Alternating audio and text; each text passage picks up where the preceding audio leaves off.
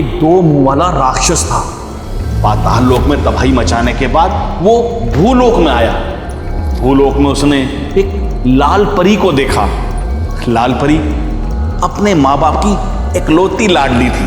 वो राक्षस लाल परी की सुंदरता पर मोहित हो गया और उसे जबरदस्ती अपने साथ ले गया और कैद कर लिया। वो राक्षस लाल परी को बहुत सताता था।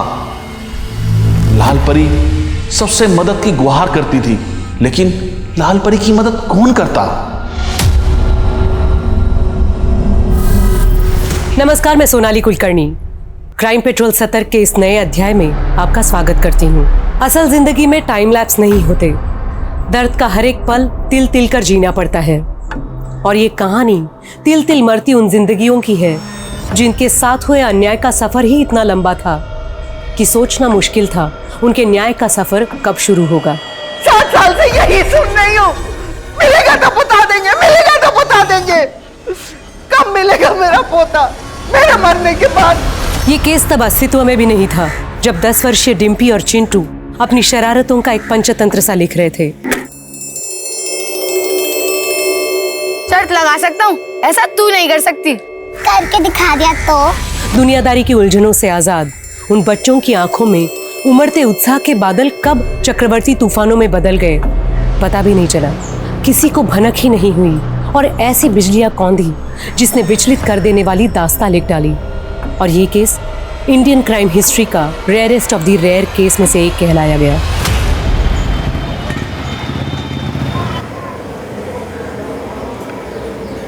डिम्पी, आज जब मैं काम से घर लौटू ना तो तेरी एक भी शिकायत नहीं मिलनी चाहिए, समझी ना?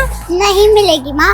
और हाँ, याद है ना तुझे आज क्या करना है? दद्दू के पास से जब याद है माँ, दद्दू के घर जाकर होमवर्क करना है, फिर घर आकर होमवर्क करना है और पानी भरना है और चिंटू से बात नहीं करनी है। शाबाश, होमवर्क करके सीधे घर आ जाना। शाम को मिलते हैं, जा।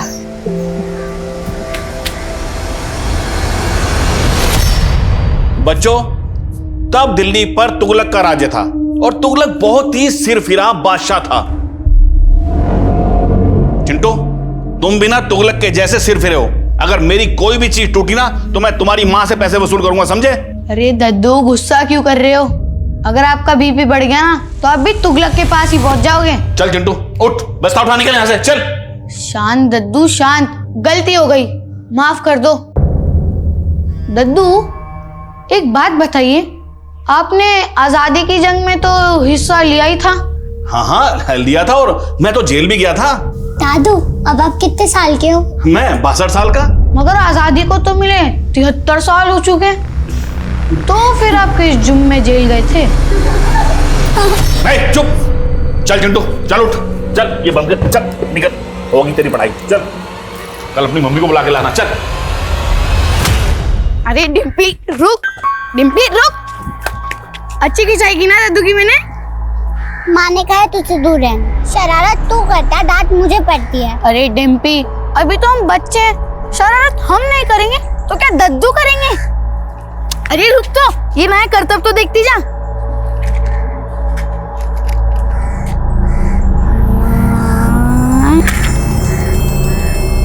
शर्त लगा सकता हूँ, ऐसा तू नहीं कर सकती।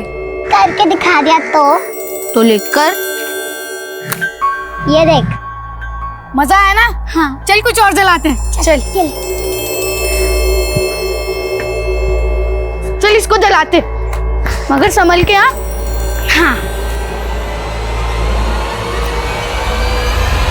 जलाना। आग लग गई। अरे चिंटू, टिम्पी, क्या कर दिया तुम लोगों ने? अरे पानी लगाओ, मेरे घर को आग लगाने आते हैं लोग। अरे पानी लगाओ, मैं छोड़ूंगा तुम दोनों को मैं।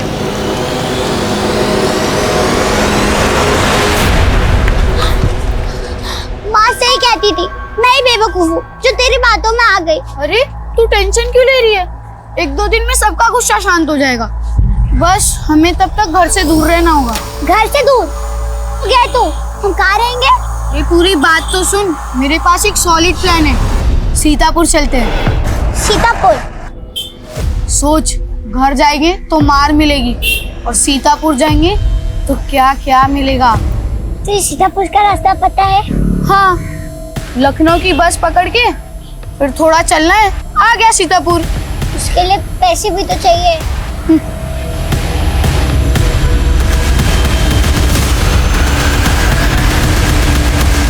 सुजाता, क्या हुआ मकरंद जी?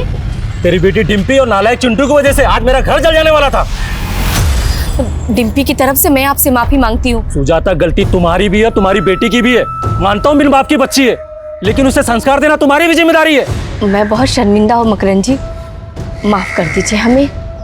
माफी मांगने से काम नहीं चलेगा, तुम्हें नुकसान की भरपाई करनी होगी। आज इस डिम्पी को ना मैं छोड़ूंगी नहीं। डिम्पी!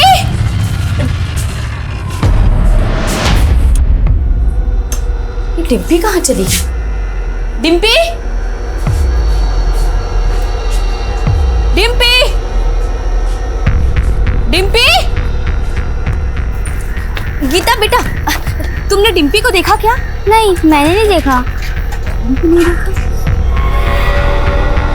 सुशीला, डिम्पी को देखा क्या कहीं? नहीं तो। सुजाता, बकवास बंद कर। चिंटू को भगाएगा डिम्पी को? बल्कि हम तो खुद परेशान है, हमारा बेटा पता नहीं कहाँ चला गया। तुझे अपनी बेटी की पड़ी है, और मेरी बेटी का क्या? हाँ? हमेशा तेरा बेटा ही ना उकसाता है मेरी बेटी को शरारत करने के लिए। आज उसी की वजह से मकरंद जी के घर पे आग लग गई। गलती तेरी बेटी की भी है, सारा दोष मेरे बेटे पर मत डाल। चुप कर, सारा मोहल्ला जानता है कि तेरा बेटा कितना नालायक है। जबान संभाल के बात कीजिए आप। तुम चुप रहो। सच सच बता कि मेरी बेटी कहाँ है, वरना आज तुझे छोड़ूंगी नहीं। कहाँ भगा के लेके गया मेरी बेटी को? मुझे धक्का मारे के बताओ मेरे बेटे को कहाँ लेके गया? आज छोड़ूंगी नहीं। क्या कर रही है आप?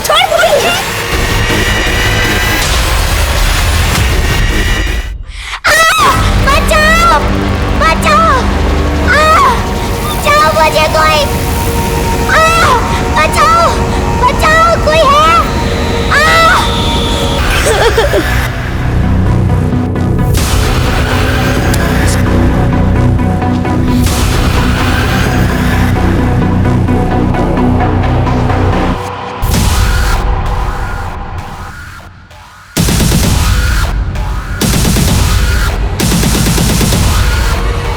बचाओ!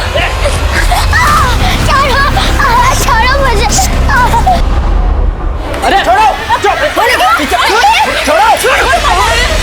क्या हो रहा है सब? साहब, इसका बेटा मेरी बेटी को भगा लेके गया। साहब, ये झूठ बोल रही है, मेरे बेटे ने कुछ नहीं किया। ये औरत गई है। देखिए साहब, इसने देखिए कैसे नाखून मारे हैं मुझे। मेरे बेटे को। सर आप यहाँ? मैं राउंड पे आया था। इतने यहाँ भीड़ इकट्ठा क्यों है? सर ये दोनों झगड़ा कर रही थी। साहब, सारा कसूर इसके बेटे का ही है। पता नहीं मेरी बेटी किस हाल में होगी। साहब, ये झूठ बोल रही है। शांत हो जाइए, शांत हो जाइए, शांत हो जाइए। देखिए, इस वक्त आप दोनों एक ही मुश्किल से गुजर रहे हैं। आप दोनों के बच्चे लापता हैं। एक दूसरे पे इल्जाम लगाने से अच्छा होगा एक दूसरे का सहारा बनिए। राजेश, मनीषा, मोहल्ले में ढूंढो इनके बच्चों को, यहीं कहीं होने चाहिए। Okay sir. ये देखो, इन दोनों बच्चों का नाम चिंटू और डिम्पी है। कहीं देखा ही नहीं आसपास? जी नहीं सर, ध्यान नहीं से देखा। बेटा, इंस्पेक्टर ज्वाला प्रसाद कहाँ है? ज्वाला प्रसाद? इस नाम का तो कोई भी इंस्पेक्टर नहीं है यहाँ पर माँ जी। नहीं बेटा है, मैं उन्हें यहीं कई बार मिली हूँ, इनको पता है। अरे माँ जी, आप? माँ जी, इंस्पेक्टर ज्वाला प्रसाद तो कुछ महीने पहले रिटायर हो गए। क्या? अब मैं क्या करूंगी? उन्हीं का सहारा था कि वो मेरी मदद करेंगे। क्या करूं? माँ जी, आप शांत हो जाइए, बैठिए प्लीज, बैठिए। क्या हुआ बच्चे, आप रो क्यों रही हैं? राजेश, कौन है? सर ये राधिका प्रसाद जी। 7 साल पहले इनका पोता लक्ष्मण कहीं खो गया था, आज तक नहीं मिला। मेरे बुढ़ापे का वही सहारा था। पिछले 7 साल से उसे देखने के लिए आके तरस गई। पता नहीं अब कभी उसे देख पाऊंगी या नहीं। अजी, आप चिंता मत कीजिए, हम आपके पोते को ढूंढ निकालेंगे। आप ना, आप मुझे अपनी बात शुरू से बताइए। लक्ष्मण फरीदाबाद में नौकरी करता था। दादी जी, आपके लक्ष्मण का फोन है, नीचे बात कीजिए। ला दे, इसे पकड़। हाँ बेटा लक्ष्मण, कैसा है तू? दादी, आप खुद आके देख लो ना कैसा हूँ मैं। मुझे आपकी बहुत चिंता होती है। आप इस उम्र में अकेले कैसे रह पाती होगी? इससे तो अच्छा आप मेरे साथ रहो ना। अरे बेटा, तेरी कोई बात टाली है जो अब टालूंगी? तो आप अपना सामान बांध लो, मैं टिकट भिजवा रहा हूँ और विजय से कह दूंगा, वो आपको फरीदाबाद की ट्रेन में बिठा देगा और मैं यहाँ स्टेशन पे पिक करने आ जाऊंगा। पर वो आया नहीं।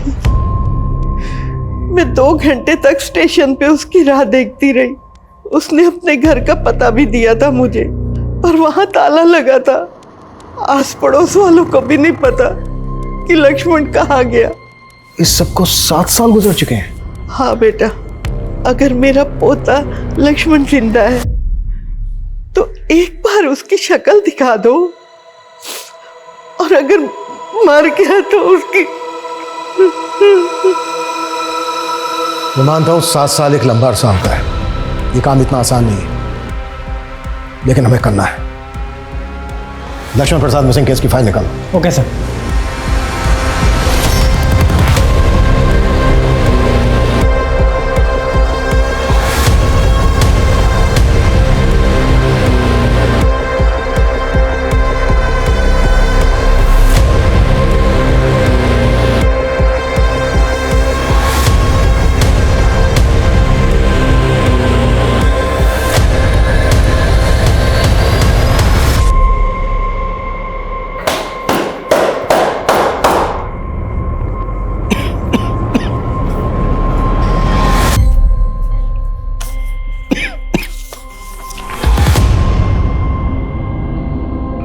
सर, पूरा मोहल्ला छान मारा, लेकिन दोनों बच्चों का कहीं भी कुछ पता नहीं चल रहा है। हो सकता है सर दोनों बच्चे डर के भागकर कहीं छिप गए। कहीं छिप गए होंगे तो ढूंढ निकालो उन्हें। 10-11 साल के तो बच्चे हैं, कितने दूर गए होंगे? सर, ये दोनों बच्चे काफ़ी शरारती थे। मेरा मतलब है घर के अंदर पटाखे फोड़ देना, किसी के धुले कपड़ों पर कीचड़ डाल देना, इस तरह की शरारतें वो अक्सर करते रहते थे। इस बार कुछ ज़्यादा ही आगे बढ़ गए। वैसे आग में मकरंद का काफ़ी अनाज जल गया। बच्चों ने गलती की है तो उसकी सजा उनके माँ बाप भी देंगे। हमारा काम है सही सलामत बच्चों को उनके घर वापस लाना। 10-11 साल के बच्चे अकेले घर से बाहर हैं, ये डरने वाली बात है। जितना जल्द हो सके बच्चों को ढूंढो। सर। विकास सर, ये लक्ष्मण प्रसाद मिसिंग केस की फाइल है। इंस्पेक्टर ज्वाला प्रसाद इस केस को देख रहे थे। इंस्पेक्टर ज्वाला प्रसाद से मिलो, इस केस की डिटेल्स लो, और लक्ष्मण प्रसाद जिस मोहल्ले में रहता था उस मोहल्ले में लक्ष्मण प्रसाद के बारे में पूछताछ करो। जी sir. Excuse me sir. Hello,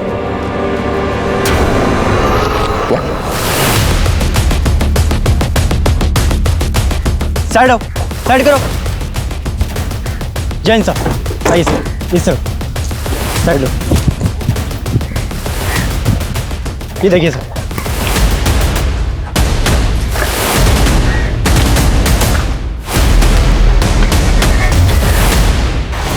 ये तो डिम्पी है सर। अगर डिम्पी यहाँ पर है तो चिंटू भी यहाँ आसपास ही कहीं होना चाहिए। देखो। Okay sir.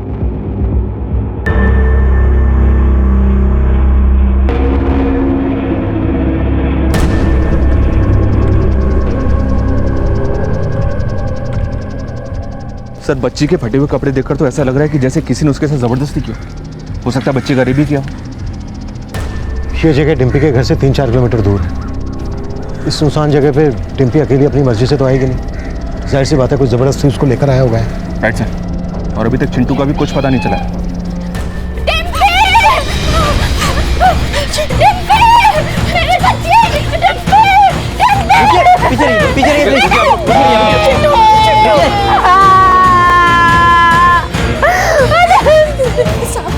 साहब, मेरा चिंटू का है। मेरे बेटे चिंटू का कुछ पता चला? देखिए हमारी टीम ढूंढ रही है, हम जल्दी ढूंढ रहे हैं। चिंटू, मेरा बेटा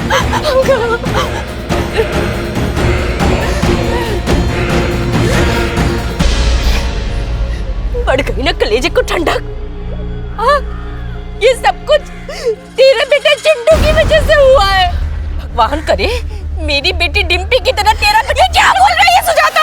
मुझे दुख है जो तेरी बेटी के साथ हुआ, लेकिन मेरे बेटे को बद्दुआ मत दे।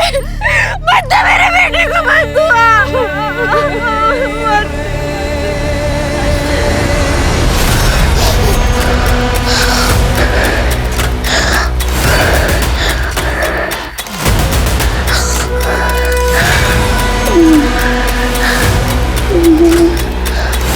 असल जिंदगी अगर एक रिकॉर्डेड वीडियो की तरह रिवाइंड हो पाती तो डिम्पी के साथ हुई दरिंदगी का चलचित्र किसी को भी विचलित कर देता। लेकिन अपनी बेटी की लाश देखकर जो डिम्पी के माँ पे गुजर रही थी, उसी खौफ से चिंटू के घर वाले भी सहमे नजर आ रहे थे। ये सवाल उनका ही नहीं, पुलिस का भी था कि आखिर चिंटू कहाँ था, किस हाल में था। लेकिन इस सवाल से पुलिस अनजान थी कि चिंटू डिम्पी को सीतापुर ले जाने की बात कर रहा था। आखिर सीतापुर में ऐसा क्या था जहाँ जाने के बारे में उन दोनों दोस्तों ने अपने घर वालों को भी नहीं बताया था? क्या उनके साथ हुए गुनाह की कहानी सीतापुर के सफर से जुड़ी थी, या ये किसी और ही गुनाह का सफरनामा था? अंकल, डिम्पी और चिंटू को तो कल मैंने पढ़ाई के बाद इस ओर जाते देखा था।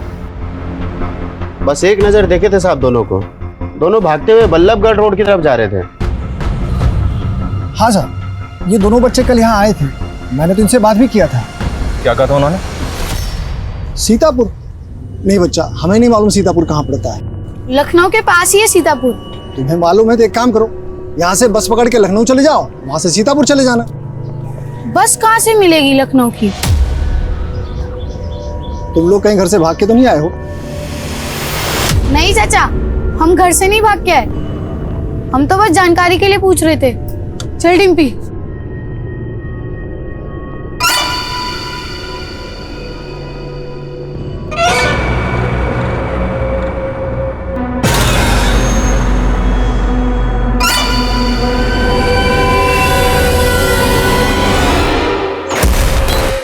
कौन था वो आदमी? दिखता कैसा था? साहब मैंने उसको पहले यहाँ कभी देखा नहीं था। हाँ, दिखने में थोड़ा लंबा चौड़ा था, उम्र कोई 29-30 साल के आसपास रही होगी। तुम्हें शक्ल ठीक से आता है उसकी? स्केच बनवा सकते हो उसका? नहीं साहब, मैं उसका चेहरा तो नहीं बनवा सकूंगा। हाँ, लेकिन देखूंगा तो पहचान जाऊंगा। उसकी साहब मैं आवाज़ भी सुनूंगा ना तो भी पहचान जाऊंगा, क्योंकि वो कुछ शब्द जो है ठीक से बोल नहीं पाता था। एक कप चाय देना।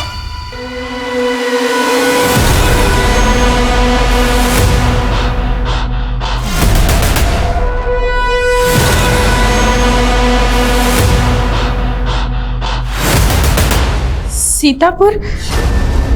नहीं साहब, सीतापुर में तो हमारा कोई रिश्तेदार नहीं रहता। सीतापुर क्यों जाएगी मेरी डिम्पी? जरूर वो चिंटू ही ना उसे बहला फुसला कर ले गया होगा। सुजाता जी, आपकी किसी के साथ कोई दुश्मनी? एक विधवा हूँ, पापड़ के कारखाने में काम करके अपनी बेटी को पाल पोस रही थी। मेरी किसी से क्या दुश्मनी? सर, डिम्पी की पोस्टमार्टम रिपोर्ट आ गई सर। डिम्पी की बॉडी में कुछ ऐसा मिला जिससे डीएनए कलेक्ट किया जा सके? अभी तक तो कुछ नहीं, पर डिटेल पोस्टमार्टम रिपोर्ट से शायद कोई क्लू मिल जाए। डिम्पी के हाथ में 50 का नोट मिला था।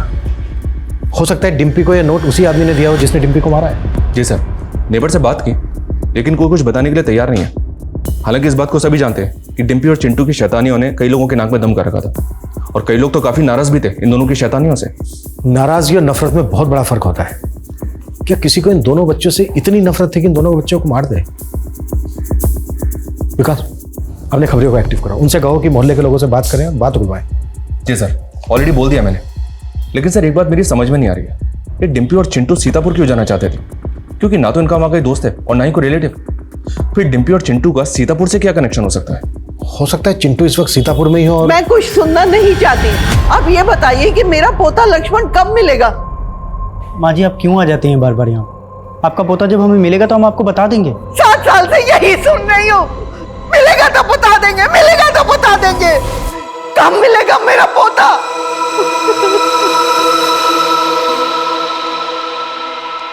चिंटू को तो हम ढूंढ ही रहे, साथ ही हमें लक्ष्मण प्रसाद मिसिंग केस पर भी ध्यान देना होगा। अपने खबरी नेटवर्क को एक्टिव करो, एटलीस्ट इन्वेस्टिगेशन शुरू तो हो। मेरा पोता मासूम सा बच्चा था, वो पता नहीं कहाँ होगा, किस हाल में होगा। ये रे मेरी 3 रानियां, इससे भारी पत्ते है तो निकाल, वरना सारा माल मेरा। 3 बादशाह। लक्ष्मण तू फिर से हार गया। तुझे ना अभी खेलना नहीं आता है, तू कच्चा खिलाड़ी है।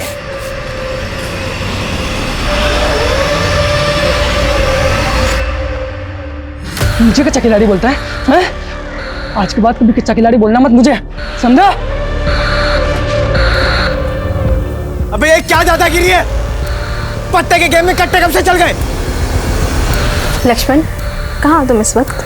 बहुत नज़दीक सलोनी, बस तुम्हारे पास ही आ रहा हूँ। तुम भैया भी घर पर है? तो क्या हुआ, मेरे साले से डरता हूँ क्या मैं? लक्ष्मण,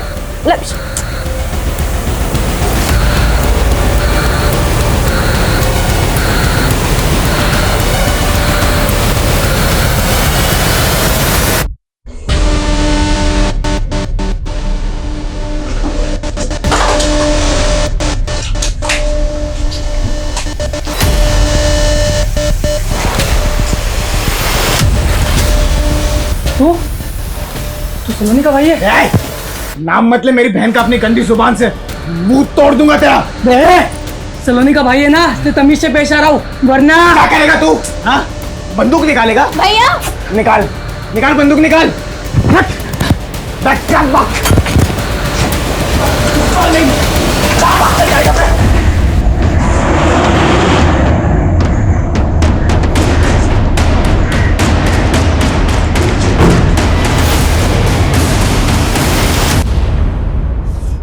लक्ष्मण प्रसाद साहब, जितना नाम उसका सीधा था उतने ही काम उसके उल्टे थे। एक नंबर का चरसी और जुआरी था। आखिरी बार लक्ष्मण को कब देखा था? इतने साल गुजर गए, अब तो कुछ याद भी नहीं है। बस इतना याद है कि उसने कुछ ना कुछ बड़ा लफड़ा किया था और तब पुलिस भी आई थी उसके बारे में पूछताछ करने के लिए। बस उसके बाद मामला ठंडा पड़ गया और उसके बाद मैंने लक्ष्मण को दोबारा नहीं देखा। सर, उस चाय वाले ने जिस आदमी के बारे में बताया था वो एक सीसीटीवी फुटेज में कैप्चर हुआ। मैंने उस चाय वाले को ये फुटेज दिखाया है, उसने कंफर्म किया है कि वही आदमी है।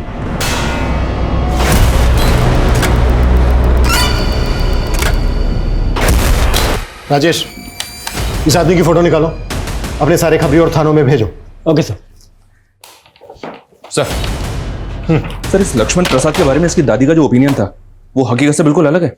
इस लक्ष्मण प्रसाद का पुलिस रिकॉर्ड भी है, 3 बार अरेस्ट हो चुका है, कट्टे के दम पर लोगों को डराता था। विकास, आदमी चाहे कैसा भी हो, हमारा फर्ज है ये पता लगाना कि आखिर उसके साथ हुआ क्या था। जी सर। अच्छा सर, ये चिंटू के बारे में कुछ पता चला क्या? अभी तक तो नहीं। चिंटू और डिम्पी सीतापुर क्यों जा रहे थे ये उनके पेरेंट्स को भी नहीं पता है। शायद चिंटू के दोस्तों को पता हो सर, क्योंकि दोस्तों के आपस में कई राज होते हैं। एक काम करते हैं सर, चिंटू के दोस्तों को कॉन्फिडेंस में लेते हैं, उनसे बात करते हैं, शायद कुछ पता चले।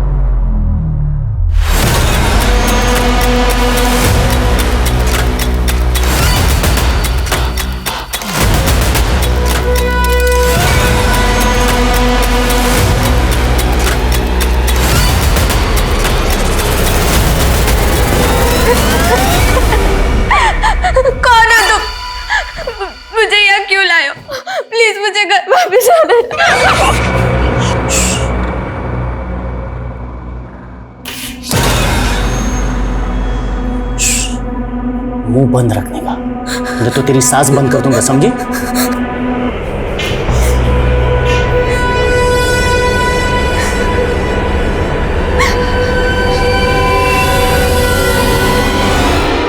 याशी, तुम्हें यूनिकॉर्न के टॉयज पसंद है ना? हाँ। अच्छा गोपाल, तुम बताओ, वेकेशन में इस बार कहाँ जा रहे हो? शिमला, मनाली, गोवा? मुझे तो कश्मीर जाना है क्योंकि वहाँ बर्फ है। Very good. अच्छा, एक और जगह है जिसके बारे में मैंने सुना है कि बहुत अच्छी जगह है, वो सीतापुर नाम है उसका। तुम्हें पता है क्या उसके बारे में? हाँ, मुझे पता है सीतापुर। पुराने दद्दू ने सीतापुर की कहानी भी सुनाई थी।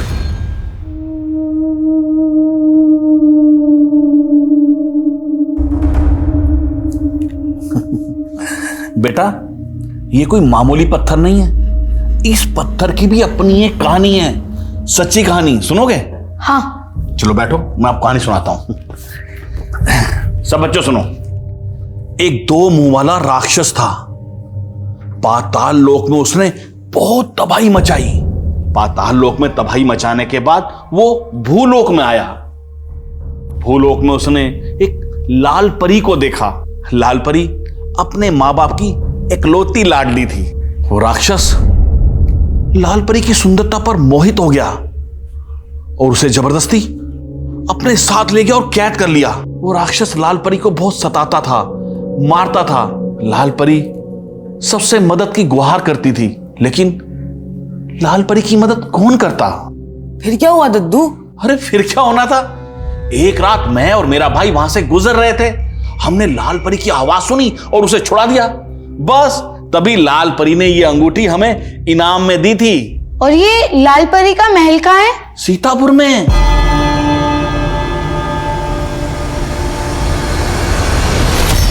ले खा ले, चुपचाप खा ले। हाँ, ज्यादा नौटंकी मत कर, समझा?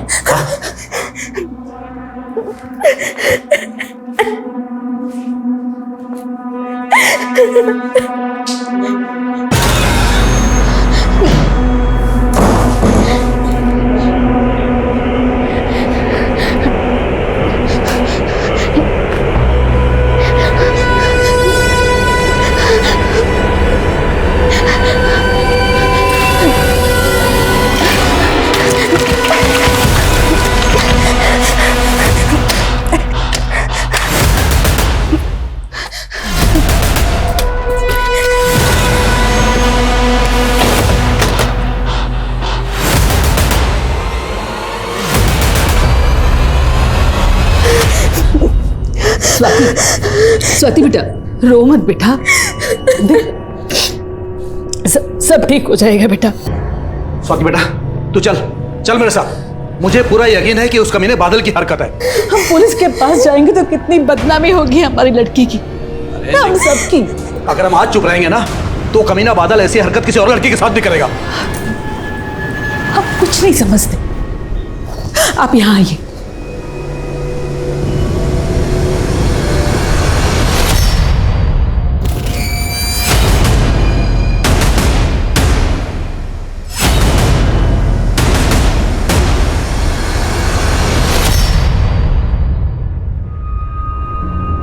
तो स्वाति, उस आदमी ने आपको से बेहोश किया और फिर आपको अगवा करके एक सुनसान जगह पे ले गया और फिर आपको ऐसे ही जाने दिया। उसने आपको किडनैप किया क्यों था? ना तो उसने कोई पैसे की डिमांड की, ना ही कोई ज़बरदस्ती किया। अच्छा ये बताइए, आप उस आदमी को पहचानती हैं? कोई बॉयफ्रेंड है तुम्हारा? सर ये क्या बोल रहे हैं आप? माफ़ कीजिए लेकिन पूछना पड़ता है। ये आज के 5G जनरेशन के बच्चे हैं, वक्त से पहले बड़े हो जाते हैं, इसलिए हमें ऐसे सवाल पूछने पड़ते हैं। देखो स्वाति, हम तुम्हारी मदद करना चाहते हैं। ठीक ठीक सोच के बताओ, उस आदमी ने तुम्हें जिस जगह पे रखा था, तुम्हें पता है वो जगह कहाँ है?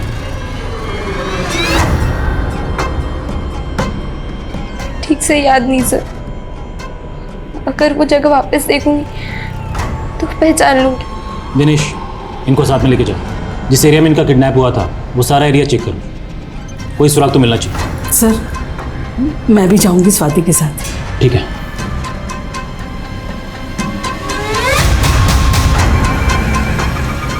आपको शक है किसी पे? कौन हो सकता है जो ऐसी हरकत करेगा? सर हमारे पड़ोस में एक आदमी रहता है, बादल। वो पहले भी स्वाति को परेशान करता था। सर वो 2-3 बार जेल भी जा चुका है। मुझे पूरा यकीन है सर, ये उस बादल की हरकत है।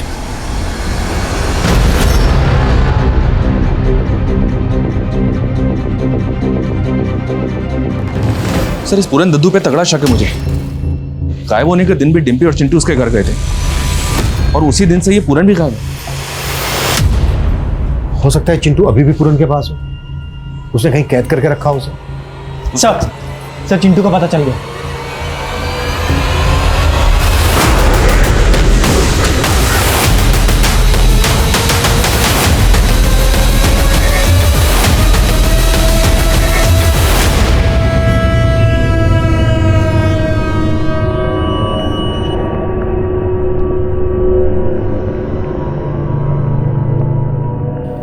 सांसें चल रही हैं सर अभी तक। बच्चे को अस्पताल लेके जाओ जल्दी, क्विक।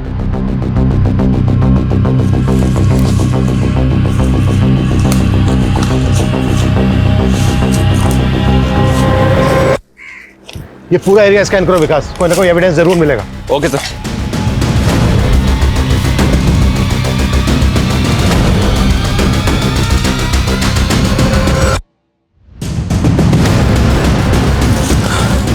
सर पूरा एरिया छान मारा, लेकिन अभी तक ऐसा कुछ नहीं मिला है जो हमें इस केस में लीड दे सके। बच्चे को इतने दिनों तक अपने कब्जे में रखा, फिर मरने के लिए यहाँ छोड़ दिया।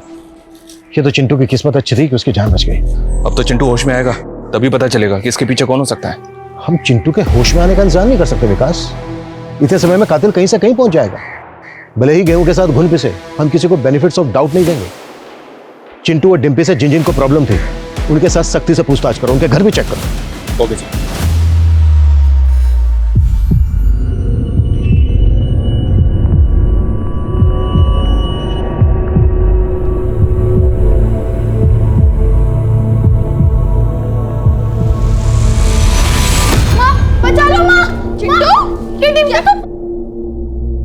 पुनीता आंटी देखो, इसने मेरे डॉल के साथ क्या किया। चिंटू क्या किया ये? जाने दे ना पुनीता, कोई बात नहीं। पर भाभी, इसने मेरी डॉल का नाम भी रखा है। क्या? मूछ परी, मस्त नाम है ना। ऐश परी। आसपास के सभी मोहल्ले के लगभग सारे मकान दिखा चुके हैं हम स्वाति को, मगर अब तक ये बता नहीं पा रही है आखिर इसे रखा कहाँ गया था। सर आप उस बादल को पकड़िए, ये उसी की हरकत है सर। बादल को उठाया हमने, देखते हैं पूछताछ में क्या कुछ उगलता है। वैसे हमें तो शक है आपकी बेटी स्वाति भी कुछ छुपा रही है हमसे।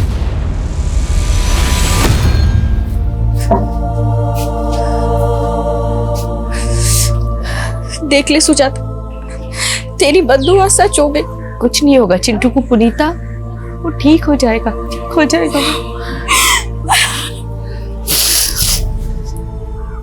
जी सर, मेरे पल्लू में पटाखे की लड़ी लगा दी थी चिंटू ने, तब बहुत गुस्सा आया था। अब सोचती हूँ तो हंसी आती है, बच्चे तो ऐसा करते ही रहते हैं। हाँ साहब, मेरा अनाज जलाया था चिंटू और डिम्पी ने, लेकिन साहब मैं चंद बोरी अनाज के लिए बच्चों की जान कैसे ले सकता हूँ साहब?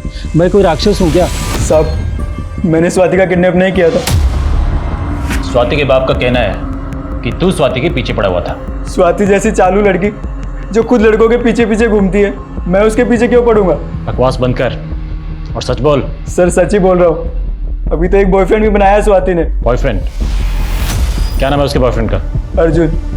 स्वाति के साथ ही उसकी कोचिंग क्लास में पढ़ता है।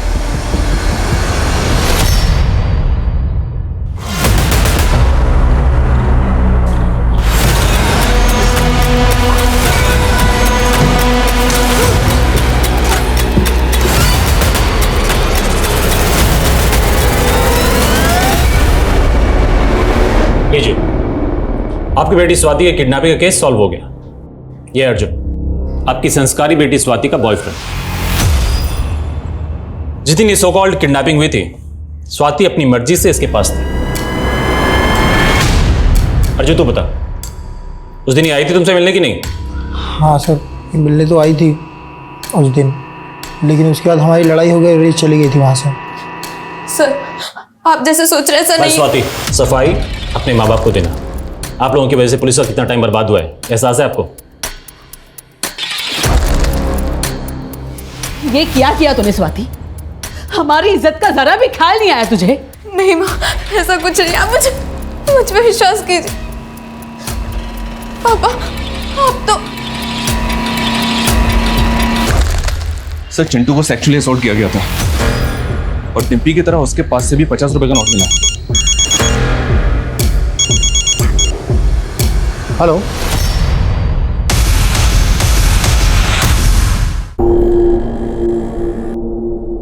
चिंटू बेटा, आपको डिम्पी को कौन आदमी लेकर गया था अपने साथ? पता नहीं मेरे बच्चे को क्या हुआ है। मैंने इसे पूछने की कोशिश की पर उसने कुछ नहीं बताया, वो कुछ नहीं बोल रहा है। अच्छा बेटा ये बताओ, आप दोनों को आदमी कहाँ लेकर गया था? आपके हाथ में ना एक 50 रुपए का नोट था। बेटा किसने रखा था वो नोट आपके हाथ में?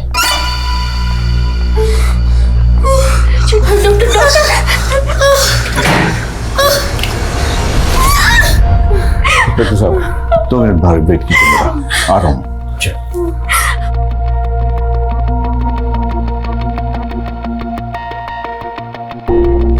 चिंटू को लगातार कई दिनों से सेक्सुअली मोलेस्ट किया गया है, जिसकी वजह से उसके प्राइवेट पार्ट्स में बहुत से जख्म हैं। शरीर के ये जख्म एक बार फिर भी भर जाएंगे, लेकिन उसके दिल और दिमाग पे जो चोट लगी है उसको भरने में काफी वक्त लगेगा।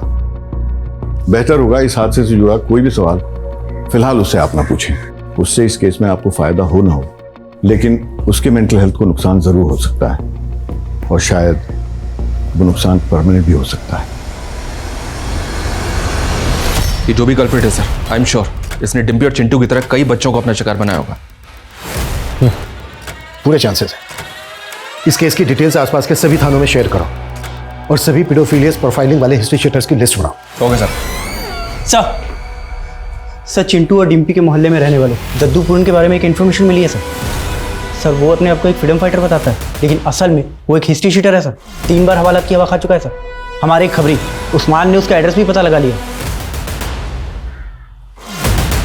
मैं जानता था सर, जब पुलिस डिम्पी और चिंटू की पूछताछ करेगी तो मेरा अतीत जरूर सामने आएगा, इसलिए साहब मैं डर कर भाग गया था। ज्यादा नाटक मत कर। चिंटू और डिम्पी के दिमाग में सीतापुर जाने की बात तो नहीं डाली थी। अपनी पोती की उम्र की बच्ची के साथ तूने रेप किया, मार डाला उसे, तुझे जरा भी शर्म नहीं आई? मैं चाह कर भी ऐसा नहीं कर सकता, क्योंकि बुढ़ापे की वजह से मेरा शरीर खोखला हो चुका है। आप सर चाहो तो मेरा मेडिकल टेस्ट करा सकते हो साहब। साहब मैंने ऐसा कुछ नहीं किया साहब।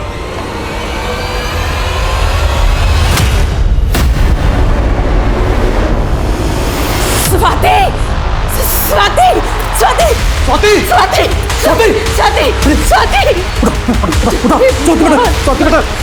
स्वाति स्वाति की आप बीती मानो एक खेल बन के रह गई थी।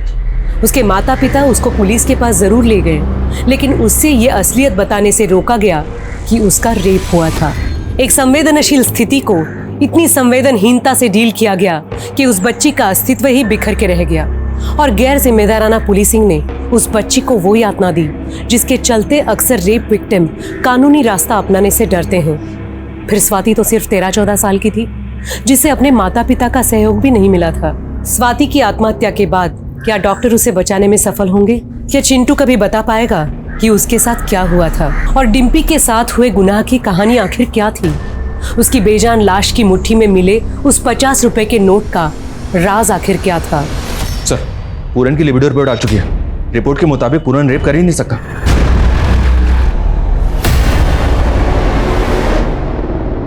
ये देखो, डिम्पी के हाथ में बाइट मार्क था, जिससे फोरेंसिक टीम ने कल्प्रिट का डेंटल मैप रिट्रीव किया है।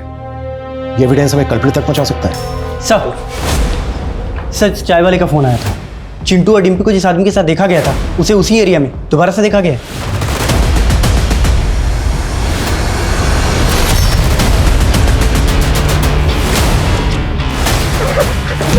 मैंने कुछ नहीं किया था, कुछ नहीं किया, मैंने सब कुछ नहीं किया। मैंने उस लड़के चिंटू के हाथ में 500 के नोट देखे थे। बस वो पैसों के लालच में मैं उनके पीछे पीछे चला गया था। सुनो बेटा, मेरे पास 2000 का नोट है। एक नोट संभालना आसान रहेगा। तुम मुझे 4 नोट 500 के दे दो, मैं तुम्हें 2000 का दे देता हूँ। नहीं अंकल, इसकी कोई जरूरत नहीं है। मुझे इतने पैसे संभालने की आदत है। बस मैंने तो पैसे हटने की कोशिश की थी, और जब उसने पैसे नहीं दिए तो मैं वहां से निकल लिया।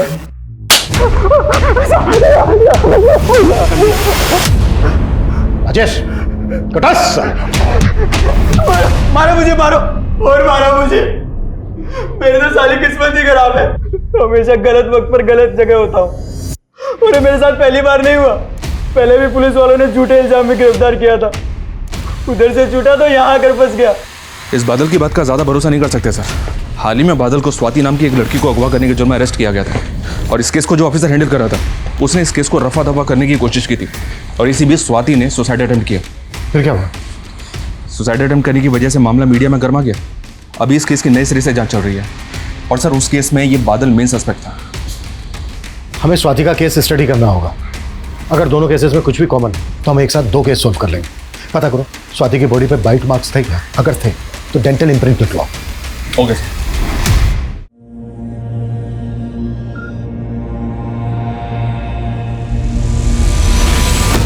डिम्पी को छोड़ दो चिंटू, डिम्पी को छोड़ दो चिंटू, डिम्पी को छोड़ दो चिंटू बेटा, डिम्पी डिम्पी, चिंटू बेटा, डिम्पी डिम्पी।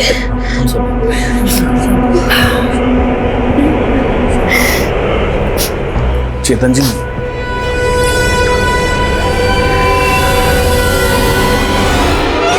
चेतन जी, ये मेरे सारे जीवन भर की कमाई अगर चिंटू के इलाज में काम आ जाए तो मुझे बहुत खुशी होगी। मैंने चिंटू को हमेशा शरारतें करते, शोर करते देखा है। ये शांत चिंटू मुझसे देखा नहीं जाता। प्लीज आप ले लीजिए।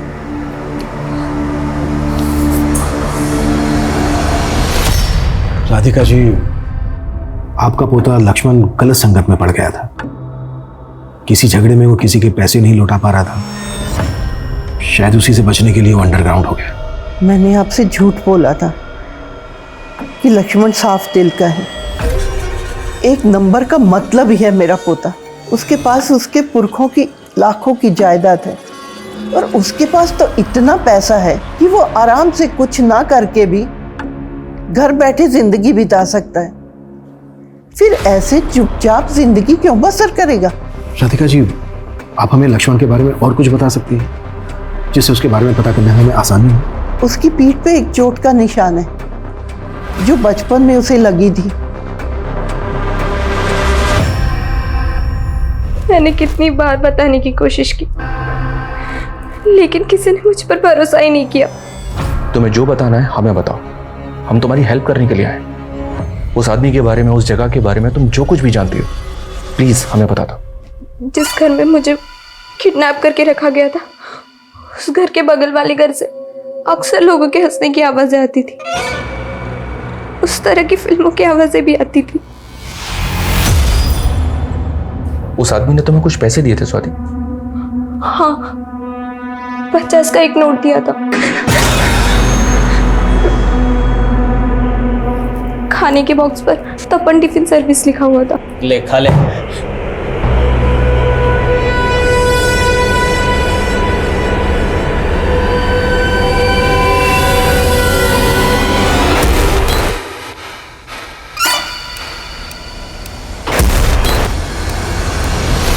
अरे साहब, हमारी टिफिन सर्विस से रोज 800 टिफिन डिलीवर होते हैं। अब हमें क्या पता उनमें से खूनी कौन है? वो हम पता लगाएंगे। तुम्हारे जितने भी कस्टमर्स हैं ना, सबकी डिटेल्स हमें दो तुरंत, वरना तुम अगला टिफिन लॉकअप में खाओगे। ठीक है साहब। सर, पूरी एरिया का पिछले 7 साल का क्राइम डेटा स्कैन किया। मोलेस्टेशन के 200 केस रिपोर्ट हुए हैं, जिनमें 30 मर्डर शामिल है और 50 से भी ज्यादा विक्टिम आज भी मिसिंग है। ये सारे तो रिपोर्टेड केसेस हैं। ऐसे और भी बहुत से केसेस होंगे जो रिपोर्ट ही नहीं हुए। लेकिन इस सबका तपन टिफिन सर्विस से क्या कनेक्शन हो सकता है? क्योंकि सर, इन सभी जगहों पर जहाँ मोलेस्टेशन हुआ है, वहाँ पर ये तपन टिफिन सर्विस ही डिलीवरी करता है। जहाँ जहाँ पर तपन टिफिन की डिलीवरी होती है, उन सारी एरियाज पर नजर रखो। जरूरत पड़े तो सारे कस्टमर्स का प्रोफाइल निकालो। आई थिंक हम सही ट्रैक पर जा रहे हैं। जितने भी डिलीवरी बॉय हैं उन सबकी डिटेल्स निकालो। इससे पहले कि अपराधी किसी और बच्चे को अपना शिकार बनाए, हमें उसे रोकना होगा। Okay sir.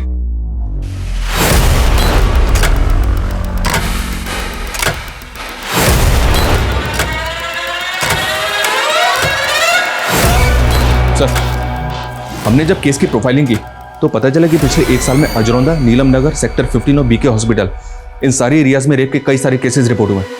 एक डिलीवरी बॉय को जब मैंने पैसे दिए तब उसने इन्फॉर्मेशन दी। मेरी बहन सेक्टर 15 में रहती है। सेक्टर 15 में? जी सर। तो उस एरिया में तुम डिलीवरी करते हो? नहीं, वहाँ भी गिरिंदर ही डिलीवरी करता है। बीके हॉस्पिटल और नीलम नगर भी उसी के एरिया में आता है सर। और इन सारे एरियाज में एक ही आदमी डिलीवरी करता है सर, गिरिंदर। उसका पता मिल गया हमें? उठाते हैं साले को। मूव। ये झूठ है साहब। मैंने किसी का रेप नहीं किया, ना ही किसी को मारा है। आप ऐसे ही फंसा रहे हो मेरे को। फंस तो तू पहले ही चुका है। तेरे डेंटिस्ट से हमने तेरा डेंटल रिकॉर्ड भी निकाला। टिम्पी के हाथ पे जो बाइट मार्क था वो भी मैच हो गया। अब तो कबूल नहीं भी करेगा ना, तो भी हम ये अच्छी तरह से साबित कर सकते हैं कि मासूम बच्चों को अपनी हवस का शिकार बनाने वाला वो दैत्य तू ही है। तेरे लिए बेहतर यही होगा कि कबूल कर ले, नहीं तो तेरे सारे दांत तोड़ दूंगा। बताता हूँ। उन बच्चों के साथ मैं ही करता था। पैसे देके उनका मुंह बंद कर देता था ताकि वो किसी के सामने मुंह नहीं खोले। अब जो नहीं सुनते, रोते, गिड़। तूने उनको उठाया कैसे? अरे बच्चों, कहाँ बस अड्डे पे जाना है? किस लिए? लखनऊ की बस पकड़ के वहाँ से सीतापुर जाना है। प्लीज लेके चलो ना। देखो, मेरे पास ना बहुत सामान है तो एक बैग में तुम्हारे पास छोड़ कर जाता हूँ और इसे ले जाता हूँ। तुम बैग का ध्यान रखो, मैं इसका ध्यान रख लूंगा। चलेगा अंकल। जरा संभल के, हाँ हाँ, आराम से। लक्ष्मण प्रसाद का ये लॉकेट कैसे आया तेरे पास? लक्ष्मण? अरे यही तो मेरा पहला शिकार था, पहले से जानता था मैं इसको। एक रात आया था मेरे घर पे सोने के लिए, वो उसकी गर्लफ्रेंड के भाई के साथ कुछ झगड़ा हो गया था।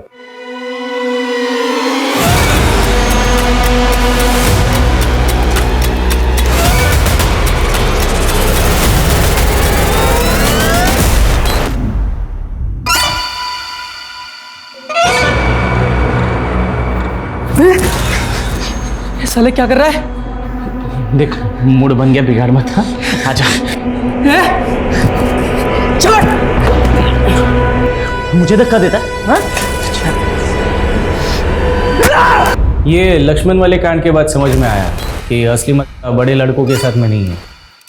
अब तक कितने बच्चों के साथ किया ये सब? कुछ याद नहीं, मतलब कभी गिना ही नहीं। फिर भी 100 बच्चों के साथ किया होगा। हाँ, अब 50-55 को मैंने ऐसे ही जाने दिया करके। 20-25 को मारना पड़ा और रोने लग गए थे, चिल्लाने लगे थे ना, इसीलिए। राजेश, इसकी चीख मुझे मेरे केबिन तक सुनाई देनी चाहिए। साले को।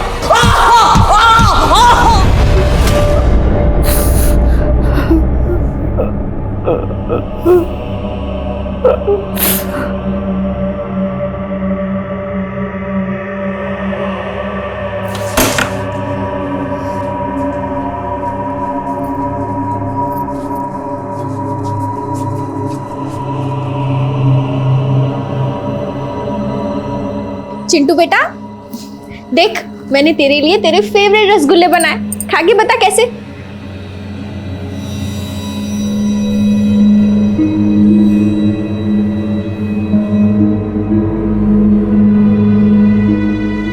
गिरिंद्र की गिरफ्तारी के बाद ऐसे ऐसे गुनाहों के पिटारे खुले जिन्हें पिछले 7 सालों में ठंडे बस्ते में डाल दिया गया था।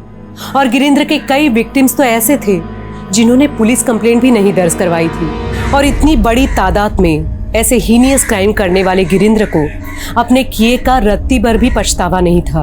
अदालत ने इसे rarest of the rare case मानते हुए गिरिंद्र को फांसी की सजा सुनाई है। ये केस हमें गिरिंद्र जैसे अपराधियों से सतर्क रहने का सबक भी देता है, क्योंकि हमें अक्सर पता ही नहीं चलता कि हमारे आसपास कब ऐसे अपराधी किसी मासूम को घात पहुंचाने की ताक में होते हैं। हमें अपने बच्चों को इस तरह शिक्षित करना होगा कि वो गुड टच और बैड टच का फर्क समझ पाएं। हमें उन्हें वो माहौल देना होगा जहां वो हमसे खुल के अपनी परेशानियां बांट सके। अब मैं सोनाली कुलकर्णी आपसे विदा लेती हूँ। फिर होगी मुलाकात एक नए और चौंका देने वाले केस के साथ। देखते रहिए क्राइम पेट्रोल सतर्क। जय हिंद।